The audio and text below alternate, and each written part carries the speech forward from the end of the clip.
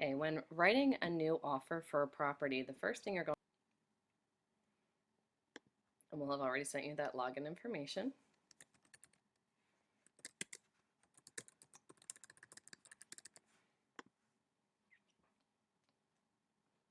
Okay,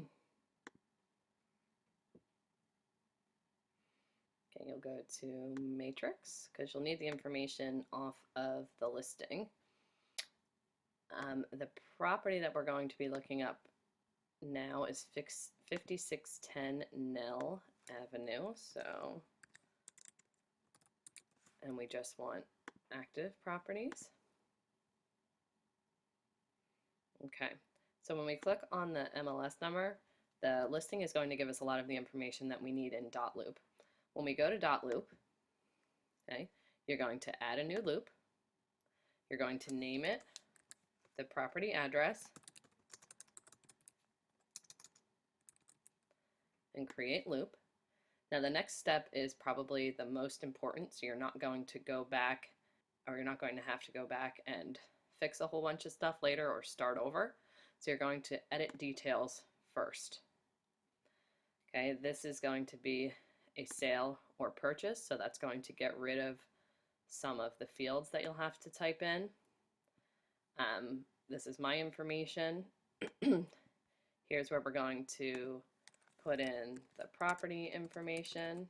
And this is important because when you fill this in, it's going to autofill all of the categories that are going to pop up through all of the information. So we have the zip code is 21206.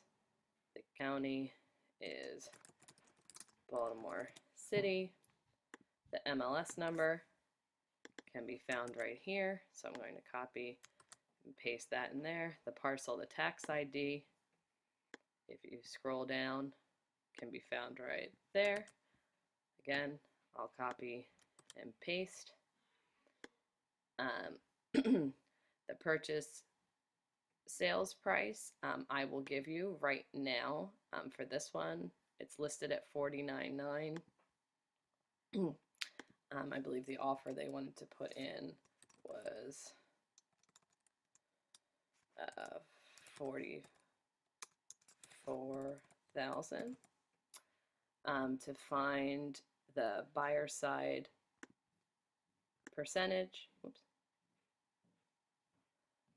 Okay, you'll have to scroll down to the bottom to where it says compensation. You see buyer's agent 3%. So we'll put that there.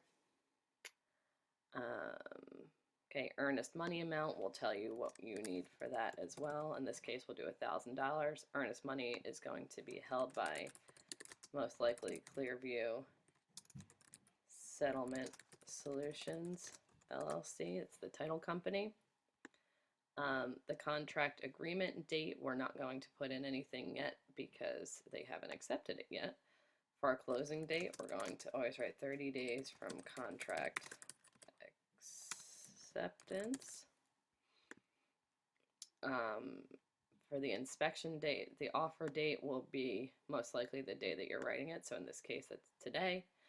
Offer expiration date, we usually do about 2 weeks out. So we'll say the 13th. The inspection date is only for putting an inspection in if this is as is, which I believe it is.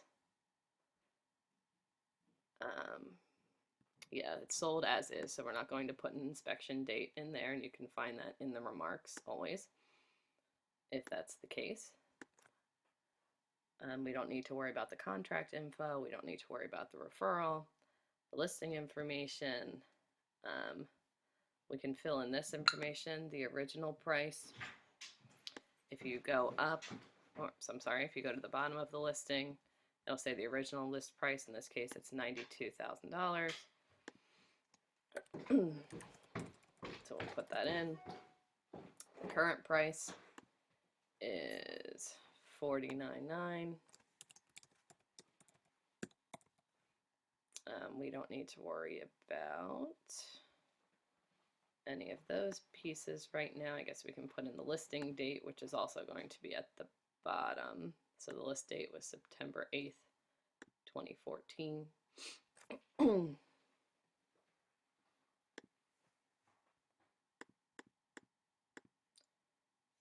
8th.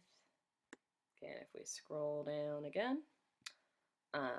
we don't really need that information either, or that. Okay, so when we hit save, what's going to happen now is that when we upload our documents, a lot of the fields are going to autofill, which is going to cut down drastically on the work that we are going to have to do. So if we go back to the loop, we're going to go ahead. This is Baltimore City, like I mentioned before, so we're going to hit templates, and we're going to scroll down to the Baltimore City sale packet. If we were listing a property, it'd be the Baltimore City listing packet, but this is just for putting a contract on a home. So I'm going to click that, and you'll see now a long list of items to check. I'll have already given you a checklist. We're going to want the contract. We need the general addendum. We need understanding, rights and obligations. This information will be in the listing. I'll show you how to get that in a minute.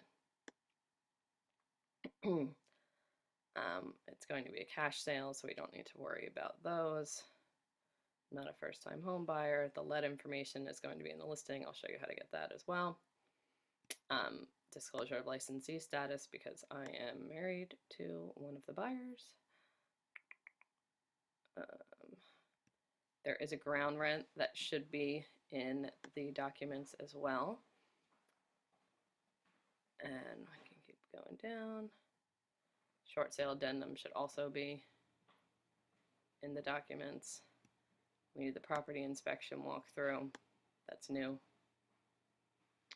And okay, so when we go ahead and add these documents, they're going to pop up. Now we're going to need to add a couple more documents. If you go to the listing, unless it's a foreclosure, you're going to see the word documents on the right-hand side of the listing. We'll need to click on that.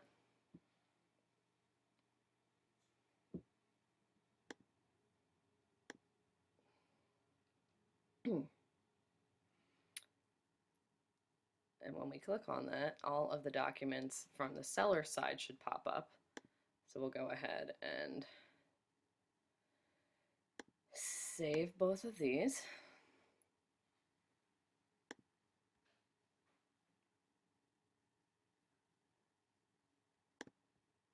They're just going to save right to my computer. Then when I go back to dotloop, when I go to add document, I'll say from computer.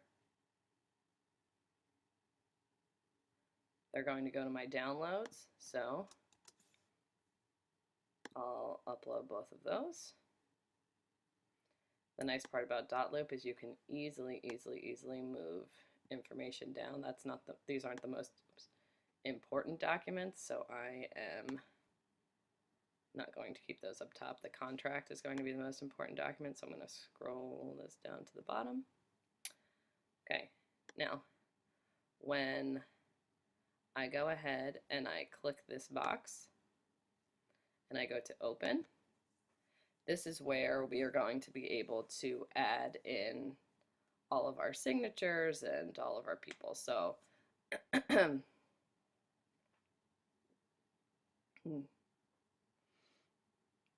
so that's the first piece. That's just how you create the document, and I'm going to do another video on how we go ahead and add in the signatures and complete the contract.